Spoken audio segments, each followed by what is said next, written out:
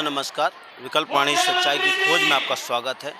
इस समय विकल्प वाणी की टीम हरियाणा के करनाल में सेक्टर 12 में। यहाँ मेरे पीछे आप देखेंगे हजारों की तादाद में महिलाएं इकट्ठा हुई हैं। इनके साथ साथ जो सरकारी विभागों में काम करने वाले स्कीम वर्कर भी हैं, इनके साथ साथ जो ठेके पे काम करने वाले मजदूर हैं, वो सभी एकजुट होकर यहाँ पर 26,000 मिनिमम वेज की मांग को लेकर, साथ ही सरकारी डिपार्टमेंट में काम करने वाले तमाम स्कीम वर्करों को, कॉन्ट्रैक्ट वर्करों को, आउटसोर्सिंग वर्करों को पक्का किया जाए, ये मांग को लेकर यहाँ पे ललकार रैली हो रही है। इनसे बातचीत करेंगे और समझने की कोशिश करेंगे जो ये मांगे हैं वो क्यों उठा रहे हैं, इसके पीछे उनका लॉजिक क्या है, ये समझने के लिए विकल्प वाणी टीम आज यहाँ आई है। इनके नेताओं से बातचीत करेगी, इनसे बातचीत करेगी और समझने की कोशिश करेगी। आप हमारे साथ बने रहें।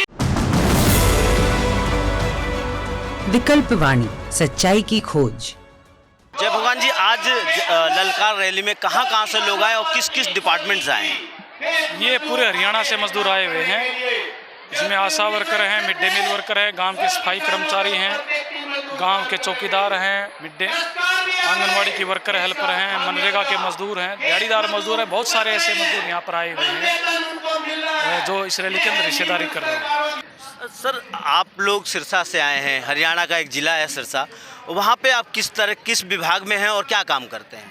हम सर ग्रामीण सफाई कर्मचारी हैं और ये ग्रामीण सफाई कर्मचारी लगे थे फरवरी 2007 में। कांग्रेस की हुड्डा की सरकार थी।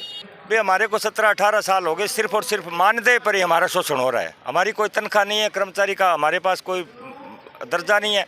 अब हमारी मांग ये है कि कर्मचारियों को पक्का किया जाए। हरियाणा रोडवेज में इस समय किस तरह की समस्याएं आ रही हैं? हरियाणा रोडवेज के अंदर इतनी समस्याएं आ रही हैं कि जितनी जनसंख्या हो गई है इतनी बसें नहीं हैं, बस हैं उनके लिए स्टाफ नहीं है।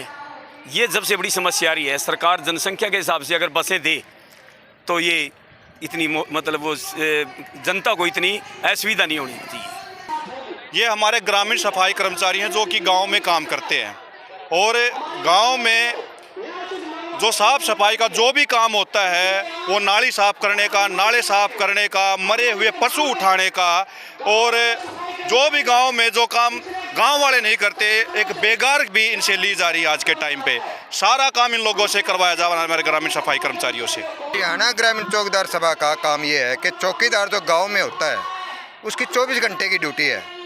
जितने भी प्रशासनिक अधिकारी हैं, उनका कोई भी अधिकारी गाँव में जाता है, चाहे न्याय अधिकारी हो, चाहे पुलिस विभाग से हो या अन्य कोई भी पदाधिकारी सरकार का नुमाइंदा जाता है, उसके साथ जो है चौकीदार उसके सहयोग करता है। हरियाणा में कितने ग्रामीण चौकीदार हैं? लगभग हमारे पूरे प्रदेश के अंदर जो है लगभग 5,000 ग्रामीण चौकीदार काम कर रहे हैं, जो इस टाइम मानदेय ले रहे हैं। मजदूर है ना कर्मचारी है, देखने में सरकारी हैं, तो आज हमें मानदेय पे रखा जा रहा है। लेकिन इनकी हमारी मांग ये है कि जब तक पक्का नहीं करती सरकार, तब तक हमें कम से कम 26,000 न्यूनतम तो दे। मैं पंचकूला डिस्ट्रिक्ट से आई हूँ। मैं पंचकूला में ही अर्बन की आशा वर्कर हूँ।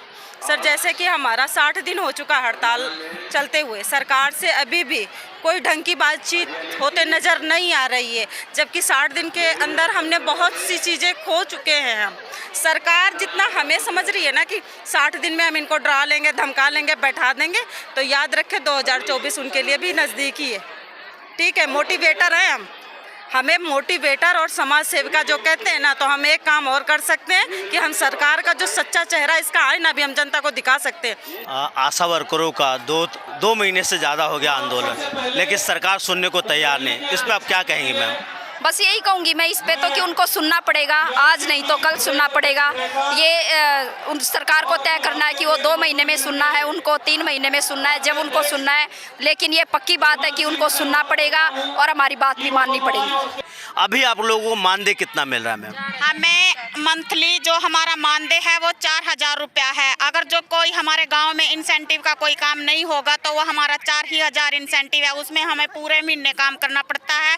2018 से आपका वेतन नहीं बढ़ा है, लेकिन काम बढ़ गया है। किस तरह के काम बढ़े हैं मैम?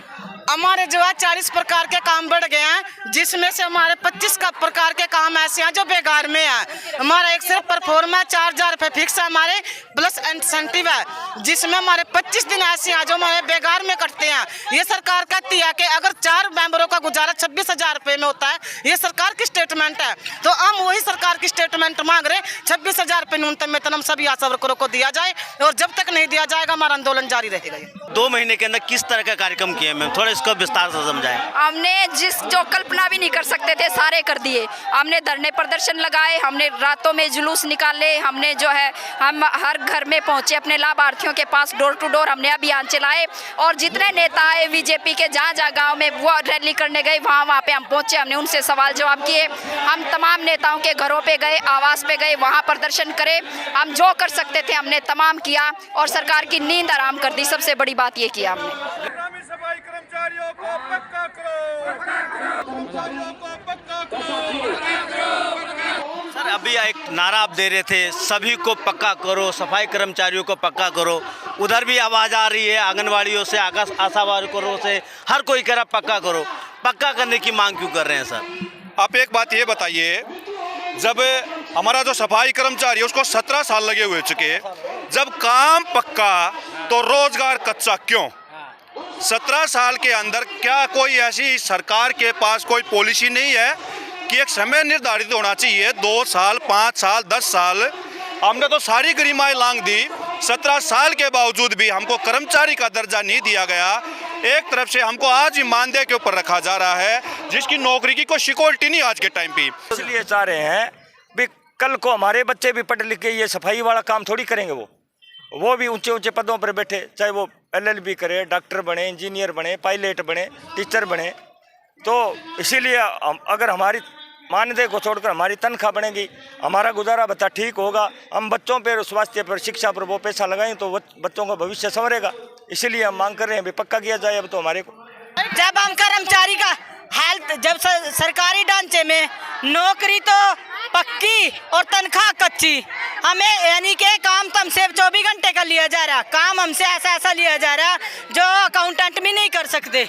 उस काम को हम करने लग रहे हैं, ऑनलाइन काम करने लग रहे हैं। इस सरकार को दिखता नहीं, जब इनको एक तो तरफ मोदी कहता है डिजिटल इंडिया बनाएंगे, जब ये डिजिटल इंडिया बनाने की बात कर रहे हैं कि 4000 में डिजिटल इंडिया बनाएंगे आशा वर्कर, तभी हम कह रहे हैं आशा वर्करों कर्मचारी का दर्जा दो, न्यूनतम वेतन 26,000 रुपये दो, इनका PF PSI कार्ड की सुविधा दो, इन्हें महंगाई भत्ते से जोड़ा जाए। मैं कर्मचारी का दर्जा इसलिए चाहती हूँ सर, कहाँ से है स्वयंसेवी, हर काम के लिए बाध्यता, आप मुझे हर एक चीज के लिए बाध्य करते हैं। इंजेक्शन लगवाने के लिए टाइम से पहुंचना, टाइम से आना, दिन से रात तक काम करना, कहाँ से है हम समाज सेवी? और समाज सेवी कह के हमें भत्ते से इनकार नहीं कर सकते। अगर मैं समाज सेविका हूँ तो मंत्री महोदय क्या है, जो भी हमारे देश के मुख्यमंत्री क्या है, पेमेंट थपथपा के अपने लिए कोई भी भत्ता, और हमें 129 रुपए का मजदूर। समाज सेविका का मतलब क्या होता है? स्वेच्छा से काम करना। आप हमारे लिए फिर क्यों लाते हो इतने नई नई स्कीमें कि ये मुफ्त में कर लो, वो मुफ्त में कर लो? एक बच्चे की मृत्यु हो जाए कहीं भी, एक औरत का कहीं भी अगर HB कम हुआ, खून कम हुआ, तो उसकी पूरी डिटेल आशा वर्कर से लेते हो। ये समाज सेविका करके देगी? हम कहाँ से क्या ला के देंगे सर? कितना करेंगे हम? किसी को रोजी रोटी दे आएंगे? झुग्गियों में अगर महिला रहती है उसको बराबर पोषक खाना नहीं मिलता, गरीबी से जूझ रही है, अपनी नाकामियों को छिपाने के लिए आशा वर्कर पे वार करती है।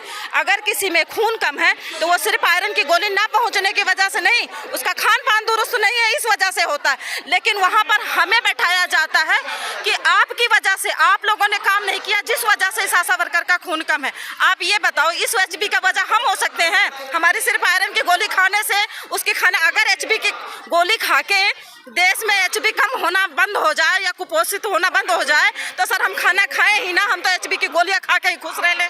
ऐसा हो सकता है सर? ऐसा नहीं हो सकता ना। तो आप कम से कम गरीबी को कम करने की कोशिश कीजिए। अर्बन एरिया में सर बहुत सी ऐसी जगह पर भी हैं जहाँ पर अनुपूरक पोषक आहार नहीं मिलता, वहाँ पर बच्चे कुपोषण है, वहाँ पर महिलाएं कुपोषण है। तो आपको क्या लगता है, आपको क्या लगता है कि सिर्फ आयरन की गोलियां खिला खिला के सरकार आयरन दूर कर लेगी, खून की कमी दूर कर लेगी? ऐसा तो नहीं हो सकता ना सर। अब आप एक विभाग के अंदर 2 कर्मचारी, एक तो ठेके वाला और एक पक्का रेगुलर। जो ठेके वाला वो पक्के से भी ज़्यादा काम करता है, तो क्या सरकार को उनको पक्का नहीं करना चाहिए? जहाँ 10-10 साल, 15-15 साल हो जाते हैं, जो कच्चा कर्मचारी होता है वो पक्के से भी ज़्यादा काम करता है। तो अभी आपने देखा होगा कि हाई कोर्ट में एक अपील दायर की है हमारे किसी कर्मचारी ने। उन्होंने कहा कि जब हम काम पक्का कर रहे हैं या पक्के रेगुलर बंदे की से ज़्यादा काम कर रहे हैं तो हमें तनख्वाह पक्की क्यों नहीं दी जाती। अगर हम एकजुट होकर सरकार को दिखाएं कि हम काम पक्का कर रहे हैं तो सरकार को कहीं ना कहीं इसके लिए झुकना पड़ेगा। बड़ा विचित्र मामला है। सरकार के हम आमतौर से सुनते हैं रैलियों में, प्रदर्शनों में, सरकार ठेकेदारी ख़त्म करे, कॉन्ट्रैक्ट वर्कर ख़त्म करे, स्कीम वर्कर ख़त्म करे, सभी को उसी जगह पर पक्का करे। लेकिन यहाँ जो मामला दिख रहा है, सरकार खुद ही कॉन्ट्रैक्ट पर लोगों को रख रही है, खुद ही स्कीम वर्कर के तौर पर रख रही है, और जहाँ पर उनको मिनिमम वेज भी नहीं मिलता। जो सरकार द्वारा तय है कि कोई व्यक्ति अगर 8 घंटे काम करता है, चाहे वह सरकारी या गैर सरकारी संस्थान में, उनको मिनिमम वेज मिलना चाहिए। वो खुद सरकार, जैसा सर ने बताया, 9,000, कहीं 7,000, कहीं 11,000, 7,000 रुपये, मात्र 7,000 रुपये में इस महंगाई के दौर में कैसे जीवन बिताते होंगे, ये सोचने का विषय है। एक सवाल सर, हम देख रहे हैं कि 1990 से जब से निजीकरण उदारीकरण का नीति लागू हुआ, ठेकेदारी प्रथा भी चालू हुई, कॉन्ट्रैक्ट वर्कर भी आने लगे, स्कीम वर्कर भी भर्ती होने लगे, जिनको बहुत ही कम वेतन मिलता है। और आप जो बात कर रहे हैं कि हेल्थ की सुविधा नहीं मिलती, पेंशन भी नहीं मिलता, क्या आज ऐसा वक्त की मांग है कि सभी को पक्का किया जाए? वो डिमांड उठाने की ज़रूरत है क्या? ये डिमांड उठाने की ज़रूरत है। जब एक मानदेय पे काम करने वाले हैं, जितने भी कच्चे कर्मचारी हैं, वो लंबे समय से जो काम कर रहे हैं, उनके परिवार में भी उनके बच्चे हैं, उनको भी सुविधाओं की ज़रूरत है। जब सरकार की तरफ से ये संविधान में लिखा है तो इसके तहत उनको सभी की ज़रूरत है, पक्का करना चाहिए सरकार को। यही बिल्कुल यही है। 90 के बाद से आप देखेंगे लगातार ठेका प्रथा, उसको कानूनी रूप दे रखा है। अब तो हरियाणा के अंदर सरकारी विभागों के अंदर कौशल विकास निगम का गठन किया गया है, जिसका मकसद ही यही है कि आपको स्थायी भर्ती ना करनी पड़े। इसलिए हम कह रहे हैं कि तमाम मजदूर को, आज ये रैली भी तमाम मजदूरों की है और इसके अलावा तमाम ट्रेड यूनियन भी इकट्ठी हैं, बल्कि आने वाले दिनों में किसान और मजदूर इकट्ठे होकर भी बड़ी कार्रवाई पूरे हरियाणा, देश के स्तर पर और हरियाणा के स्तर पर करने जा रहे हैं। तो निश्चित तौर पर सरकार की नीतियों के खिलाफ खड़े एक होने की जरूरत है। उस दिशा में कदम भी हम बढ़ा रहे हैं। जो मेन मांग है ना, वो सबको पक्का करने की ही मांग है, लेकिन आशा वर्कर हड़ताल में है, तो इसलिए हम अपने आशा वर्कर की मांग को साथ में प्योरिटी पे ले रहे हैं, क्योंकि 2 महीने से आशा वर्कर हड़ताल पे है और सरकार इनकी सूद नहीं ले रही है। जो फ्री का मजदूर सरकार को मिल रहा है कि इन हरियाणा की बेटियों का शोषण के साथ साथ फ्री में काम करवाएंगे, ये संभव आशा वर्कर यूनियन हरियाणा होने नहीं देगी। बिल्कुल यही मांग है, इसीलिए मजदूर ललकार रैली है। इस ललकार रैली में आशा भी है, मिड डे मील भी है, आंगनबाड़ी भी है, सफाई कर्मचारी भी आया, चौकीदार भी आया, वन मजदूर भी आया है, और सबका हमारा कहना है कि ये जो ठेका प्रथा खत्म होनी चाहिए, सबके लिए पक्के रोजगार का प्रबंध होना चाहिए, सबके लिए पेंशन होनी चाहिए, महंगाई पे रोक लगनी चाहिए। दोस्तों, अभी आप लोगों ने इस ललकार रैली में आए मजदूरों और उनके नेताओं की बातों को सुना।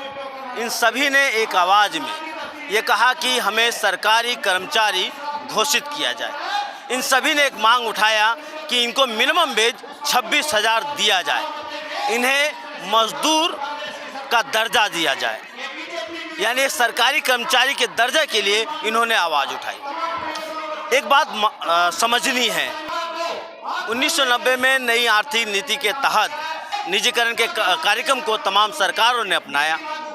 इस नीति को अपनाने के बाद से ही लगातार सरकारी या गैर सरकारी संस्थानों में ठेके पर या आउटसोर्सिंग के जरिए मजदूरों को काम कराया जाने लगा, चाहे वह सफाई कर्मी हो या वो दस्तावेज की देखरेख करने वाले हो या गार्ड्स की बात किया जाए, चौकीदारी जो करते हैं। सिर्फ यही नहीं, इनके साथ साथ हमारे देश के एजुकेशन सिस्टम में भी बड़े स्तर पे आउटसोर्सिंग के जरिए, कॉन्ट्रैक्ट वर्कर के जरिए काम कराया जा रहा है। सफाई कर्मचारियों का ही नहीं, स्टाफ का ही नहीं, विद्यालय में प्रोफेसरों को भी कॉन्ट्रैक्ट पे रखा जा रहा है, 3 साल के कॉन्ट्रैक्ट पर। दिल्ली में जो गेस्ट टीचर हैं वो भी कॉन्ट्रैक्ट पे रखे गए हैं। यानी कहा जाए कि देश के अंदर जो वर्कर काम कर रहे हैं वो बड़ी संख्या में और बहुत तेज़ी के साथ नई आर्थिक नीति के जरिए, प्राइवेटाइजेशन के कार्यक्रम के जरिए, इस नीति को अपनाने के जरिए करोड़ों मजदूरों को कॉन्ट्रैक्ट पर, ठेके पर या आउटसोर्सिंग के जरिए काम पर रखा जा रहा है। इसमें एक बात साफ आ रही है कि इन मजदूरों का बेतहाशा शोषण हो रहा है। आज ये कंडीशन देखकर ये समझना चाहिए कि सरकार का कर्तव्य बनता है कि सभी मजदूरों को, कॉन्ट्रैक्ट वर्कर हो या स्कीम वर्कर हो या आउटसोर्सिंग पे जिनको रखा जा रहा है, उनको उसी जगह पर पक्का सरकार करे और उन्हें सरकार द्वारा घोषित मिनिमम वेतन दिया जाए। उनके बच्चों के लिए हेल्थ की सुविधा दी जाए, उनके बुढ़ापे के लिए पेंशन दिया जाए। आप सोचेंगे ऐसी क्यों मांग करनी चाहिए, क्यों मिलना चाहिए?